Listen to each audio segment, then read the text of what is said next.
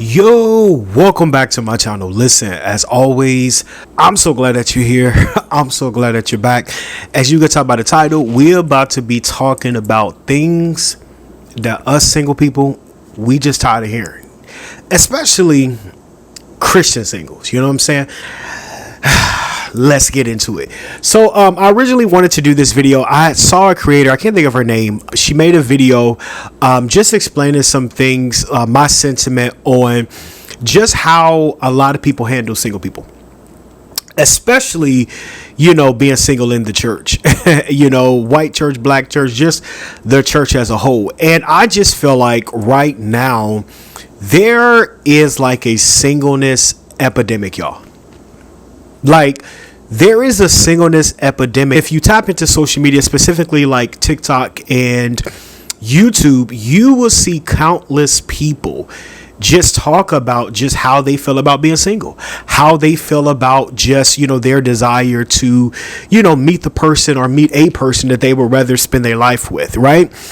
And not a lot of people feel us. You know what I'm saying? Not a lot of people feel us. I hear a lot of people talking about, why you always talk about dating, or why people always got to talk about dating. Listen, dating and relationships is still the number. You have so many sectors on social media. You have, politics, you got fitness, you got finance, but people talking about dating and relationships, although it may feel oversaturated, it is still the number one sector that people like to talk about.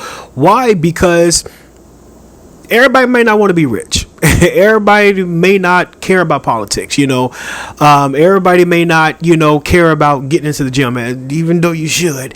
But when it comes to love and relationships, we all want somebody. We all want to be loved, whether you admit it or not.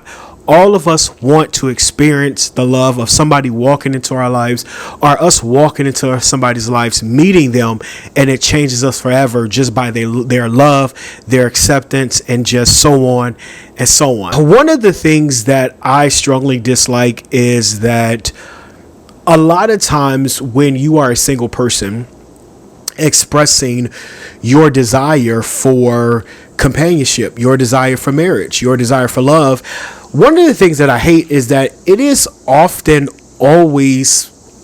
met with opposition, especially as a man.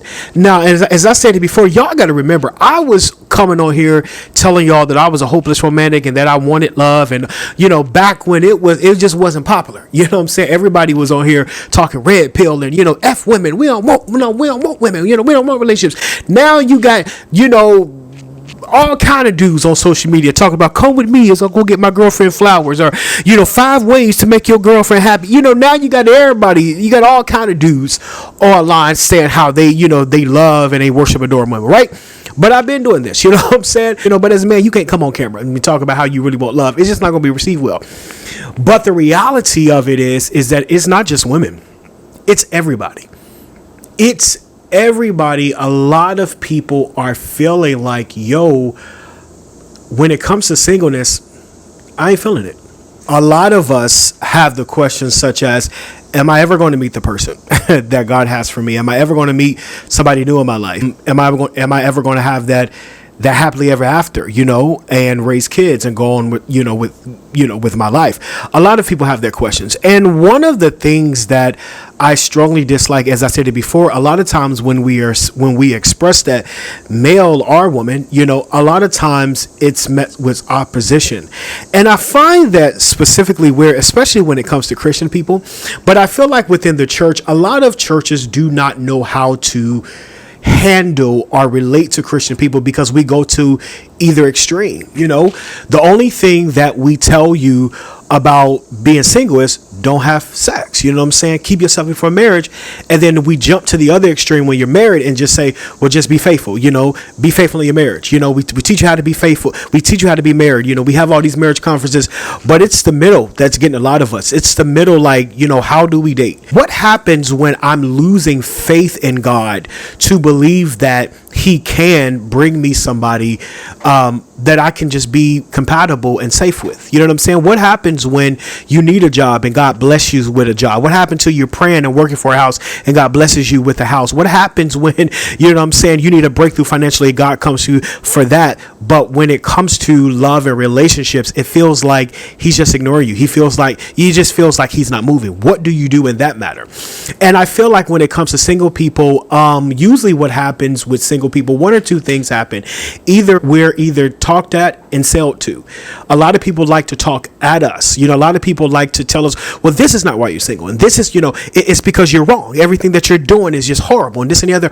Or a lot of people like to sell to us because singleness sells, you know, which is why, you know, dating apps, you know, they want to keep you on those apps. You have to pay $24.99 just to find somebody that actually is your type, you know. Singleness sells, singleness conferences. But when it comes to just relating to single people, especially in the church, I just feel like there is a lack. And a lot of times when people talk to us, they mean well. They really do. But I don't think they have the ability to. So I thought about this video and I was just like, you know, there are a few things that I feel like a lot of single people, we are tired of hearing. Number one is when people say, just focus and love yourself. That one drives me crazy because it drives me crazy for a couple reasons. Number one is because, like, just focus and love myself. Well, who else I'm gonna focus on? I'm single. You know what I'm saying? Like, I have to focus on myself by default. And I think the reason why I hate that so much is because it is a strong assumption that one's desire is misplaced in their life. Like, if I come and tell somebody that I really want a promotion at my job, they're gonna be like, yo, bro, go for it. You know what I'm saying? Do all what you can do. Take that certification, man. Move up in that company. If I tell somebody that I'm looking to buy a house, man, absolutely, man, kill that. You know what I'm saying? But when it comes to saying to somebody, yo, I really want love, it's like, oh man, you distracted, you bugging, you not focused.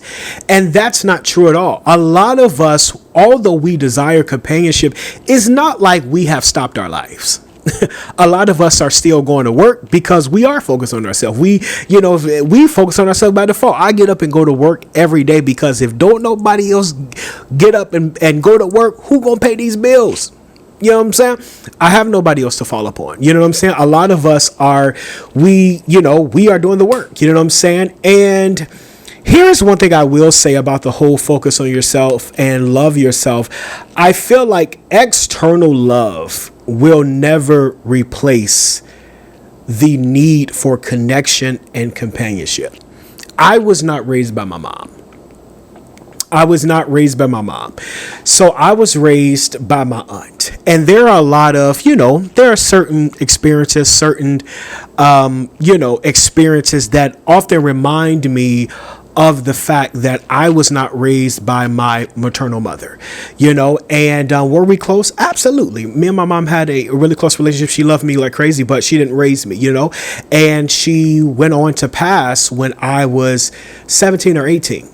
So a lot of times I do feel that void of not having a mom, but I was raised by my awesome aunt who stopped her life. She had to quit working. She became homeless at one point, taking care of me and my sister. And I say all that to say that although I did not have a mom growing up, or I wasn't raised by my mom, my aunt stood in the gap of that place. Although my aunt could never, feel that void, that's who I look to even now for parental guidance and, parental, support and, relationship and all of that stuff, because she is like my parent. She is my parent. She raised me. You know what I'm saying? So that kind of feels that, you know what I'm saying? We good on that. So I don't have to go around, indirectly searching for a mom, because although I was not raised by my mom, my aunt stood in that gap. You know what I'm saying? But it's not the same when it comes to companionship. It's not the same when it comes to romantic love. The fact that I love myself, or the fact that even that my aunt loves me, it doesn't erase the fact that I desire companionship externally with a woman. You know what I'm saying? I will say that I feel like when people say, oh, just focus on yourself and, love yourself, I do think that they mean well. But I often feel like when people be like, oh, just, man, just focus on yourself. Just, you know what I'm saying? Just, I feel like a lot of times that advice is so displaced where it's not needed. I feel like that advice would suit better for somebody who just got out of a relationship. You just went through a crazy breakup. She broke your heart. He broke your heart. And you crying. You falling all out. That's when you want to tell somebody like, listen, you need to take this time to get yourself together. Focus on you. And if you got kids, focus on them kids. And you're going to be all right. I feel like that advice on just love yourself and focus on yourself suits better when you're dealing with a 21-year-old who just graduated. And they're like, yo, what do I do? What do I do? Well, first, don't let nobody come in. Don't let no knucklehead boy, you know what I'm saying, talk you out of your whole life ahead of you. Don't let no fine, finely shaped woman come in and just throw you off. Focus on yourself. I feel like that advice suits better when it's somebody who ain't got no job. Oh, y'all done got quiet. When it's somebody who ain't got no money, you slipping on people's couches, and you barely can afford to go get a cherry Coke or a cherry Pepsi down at the local stop, shop, and go.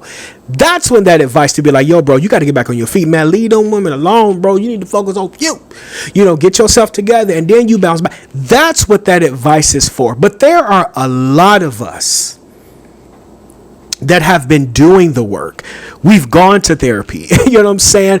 We're paying our bills. We are educating ourselves financially to have a better life. And we're getting up in the morning, going to the gym. We're plotting our next moves in life. And the last thing that we want to hear, oh, just love yourself and focus on yourself. You're distracted. And another thing that I have a problem with this whole, you have to love yourself before somebody else love you. Now, I think it's very beneficial for you to love yourself. I think you should. You know what I'm saying? But it kind of, I don't know, it just kind of makes me think how we as Christians, our whole religion, our whole Christian experience is built off the fact that when we even couldn't love ourselves, Jesus loved us first. And because Jesus loved us first, he died on the cross for us, for our sins. And you will preach that and you will shout that. But then you will turn around and say to me that you can't even give me a hug until I love myself. Where's the grace in that?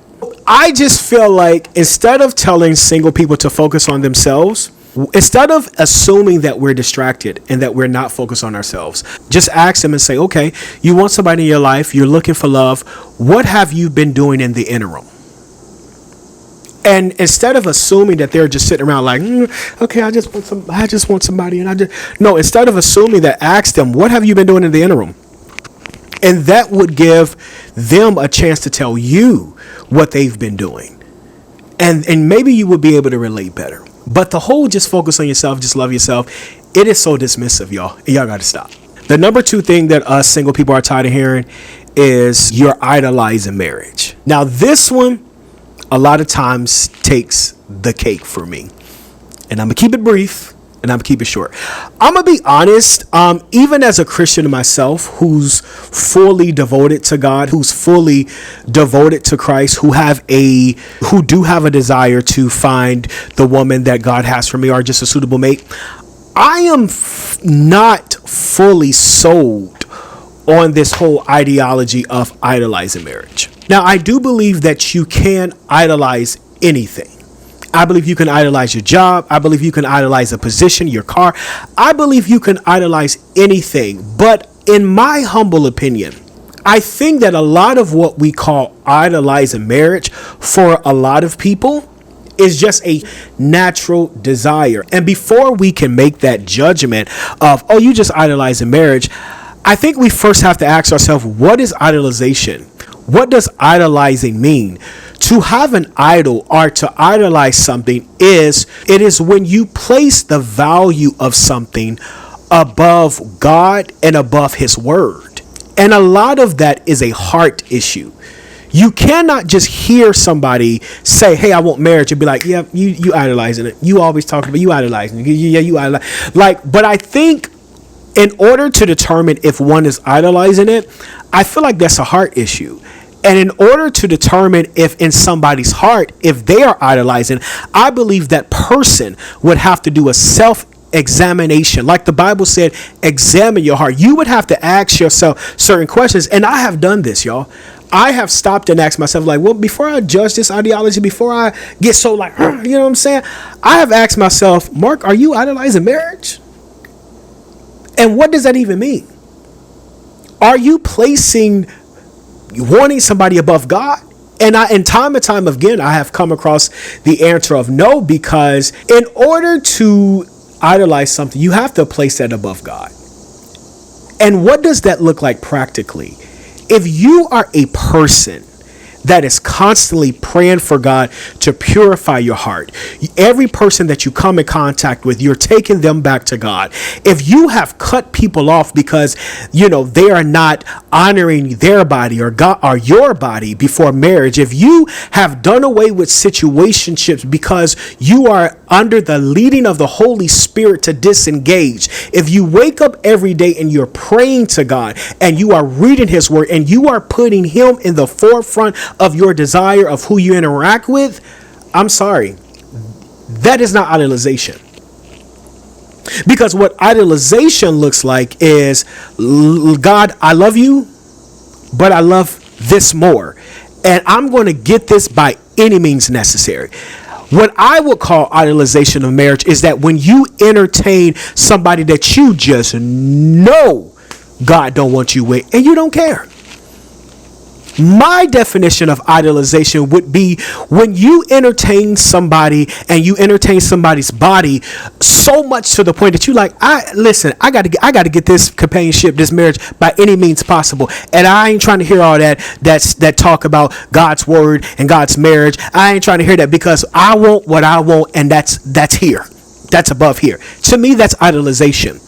But a lot of y'all are saying, oh, you're idolizing marriage to people that are constantly praying, people that are constantly in the holy place of seeking God, of trying the word against their heart and measuring it to say what is in my heart. A lot of y'all are telling people that they're idolizing marriage that truly have a heart for God, and that's just not true.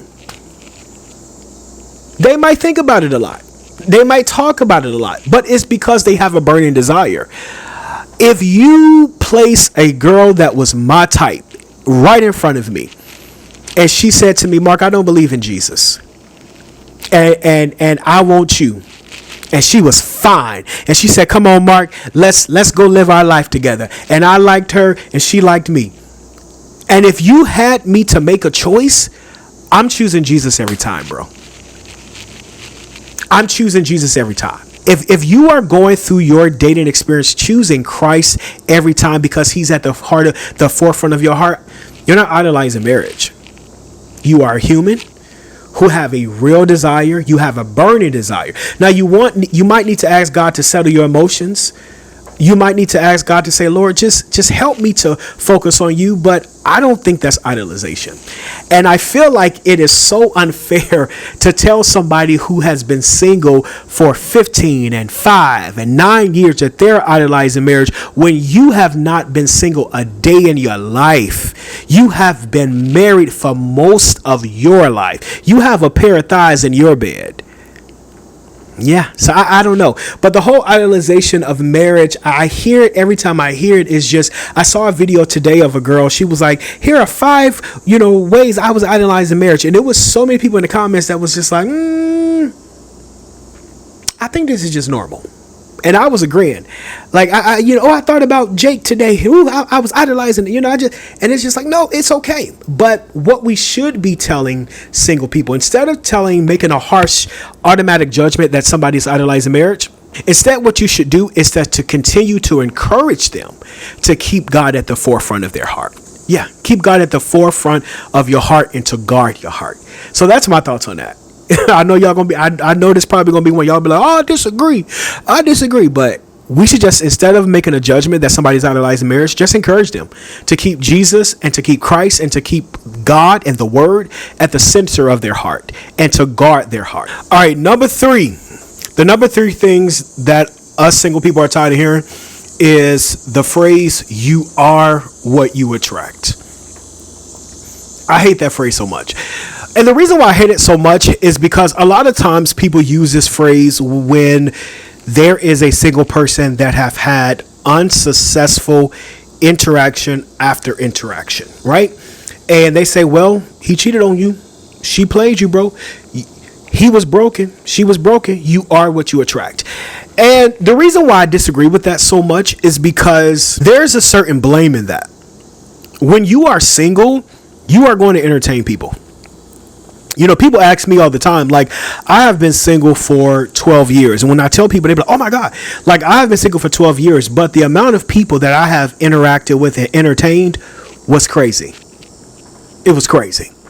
And so when you are single and you are on a journey to finding your person that's suitable for you, you're going to entertain a lot of people. And a lot of those people may not be good. It may not be good. You may encounter a cheater. You may encounter somebody that might wipe your bank account out. You may encounter somebody that just cannot communicate well. You may encounter somebody that's so broken from their childhood. But I would go as far as to say you are not attracting them because you are that. No, when you are just naturally a good person, you're going to attract all kinds of people. We all know that one coworker that just comes in, they have a great personality, everybody loves them because you attracted them just by being you.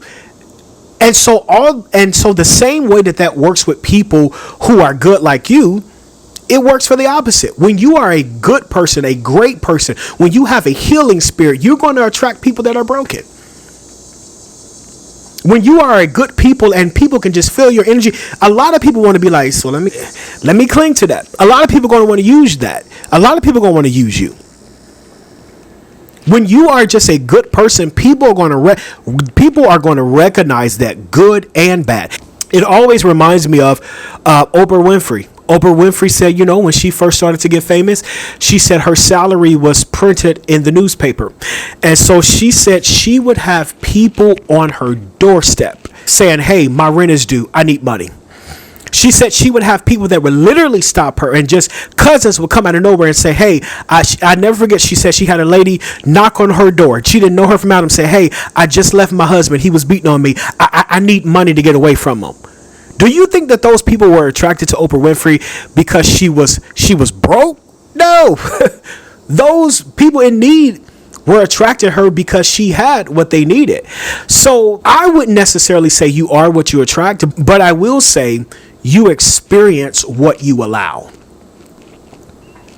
So instead of blame, I would have to say accountability. There are a lot of times, that we learn lessons of singleness. We like, I never did with nobody like that no more.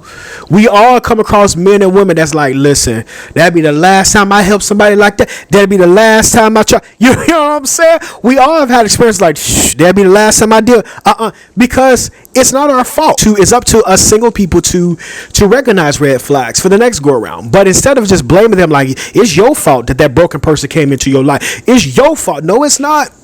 But you will experience what you allow, but you are not what you attract. Because when you are a good person and a person alike, you're going to attract so many people. But you have to have that wisdom and discernment to know who to choose back when they choose upon you, right? So a bonus one that I wanted to include in here is one of the things that I want people to stop saying and doing to single people is stop downplaying marriage.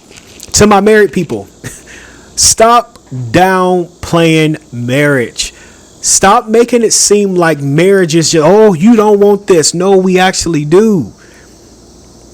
And we need you to encourage us. I had a friend say to me one time, he was like, man, I wish I could, he married him and his wife. And if my friend Jordan watching this, he know I'm talking about him. But him and his wife, like they always traveling. They always going somewhere. And he said to me one time, he was like, man, I wish I could do what you do. You always traveling by yourself. Man, listen, you do not want this life. One thing that always reminds me that I'm single is that when I go on a trip and I don't have nobody to pick me up or take me to the airport, that always reminds me like, yo, like it ain't nothing like coming from a trip and your girl texts you like, hey, babe, have you landed? Ain't nothing like that. You know what I'm saying? But y'all swear up and down. Y'all don't want it. But to the married people, like, stop downplaying marriage to us. We actually want that life. Like, that is a desire for us. And so my thing is, I just feel like there is not a lot of godly Christian examples that can come forth and say, I actually like my life married, men and women. I actually like it over here. There are some up and downs. Sometimes I don't like her attitude. Sometimes, hey, but I like it over here. So crazy, because it's like, okay, wait a minute, let me get this straight. First, y'all say, well, God didn't promise marriage to everybody. I'm so sick of people saying that. Oh, y'all gonna have to. I'm so sick of y'all saying that. God never promised nobody a husband or a wife. Okay, so let me get this straight. So God never promised me marriage. But then if he do decides to give me marriage, he not going to give me somebody that I'm attracted to. Because half of y'all be like, well, I wasn't attracted to my person. And when I first saw Joe, I said, oh no. Like, so wait a minute. So if he do give me marriage, it's going to be with somebody that I'm not attracted to. Like, y'all are not selling us single people on marriage at all. Stop downplaying marriage, but instead encourage us. Instead of talking to and talking at us or trying to sell us something, partner with us. You know what I'm saying? Encourage us. Help to prepare us in a way that is encouraging so that we can have the promise that God once gave you, because at one point you was in our shoes. You know what I'm saying? But I'm so tired of hearing married people downplay marriage to us, but y'all be the same ones that be in our inboxes. But that's a whole nother conversation. But the reason for this video is I just feel like there is a lot of talking at when it comes to single people. There's a lot of opposition when we express our desire. There's a whole lot of, I said it on TikTok the other week, I am so tired of the whole, this is why you're not married ministry on social media. Every day, there is a guy on TikTok, every day he comes on and just tell people, this is why you're not married, because your attitude, this is why you're not married. And maybe God is saying, and it's just like, as I said it before, there's a difference between preparation and prerequisites. Yes, I think it would behoove us. I think it would be beneficial for us to prepare as best as we can. But all of this whole, oh, look at me, I'm married, so me and my spouse, we did it right, and you're not married because you're doing it so wrong, it's not helping us, y'all. There are certain days I just feel so unworthy. And I'm going to do a whole video about my singleness journey and where I am, because somebody asked on TikTok, it was a girl, she was like, can you give us an update? Are you dating? So I am going to do a full YouTube video just on my thoughts about my personal singleness journey. And, I'm going to be transparent. But where's the grace, y'all? Every day. God, you're not married because God wants you to take care of God. And it's just like, whoo, it's so funny, because I was at work today. I was watching, the Nice and Neat podcast. And I don't watch them often. I used to watch them a lot, like when they first started. But I'm seeing Duke's, wedding. And what sparked it back for me was seeing Duke and his wife's Chanel's, wedding on Instagram. And it just, they look so good. And I just, kind of went through their journey today at work while I was working. I'm just, I heard their how we got married story, and then they told a story about how they broke up and got back together, and I just was like, it was interesting. And it was one of the videos where all three guys on the podcast, they were talking about, because they're all either married or they're all like in relationships or whatever, but they were all talking about their single life. And Duke said something that really just caught my attention. He was like, I didn't do my singleness right. And I was like, oh my God, it is so good to hear a married person say that. Because I think, because to a lot of us single people, we have this perception that y'all married people gave to us, and even other single people, that in order to get married, you have to do everything right. And God, you're not going to get that husband or that wife if you don't do this. And that's why, like marriage is the reward for doing everything correct. But when he was like, I didn't do my singleness right. And now to see that he's married, and that was just encouraging for me. But y'all, now I'm just at this point where I'm just rambling. But I have to get off here. I got to go to bed. I got to get up in the morning to go to the gym. But I just wanted to do this video before the sunlight, while the sunlight was on my side. But drop in the comments. Let's have a respectful conversation. To my single people, to my married people, let's converse and let's connect. Catch y'all in the next video. Peace.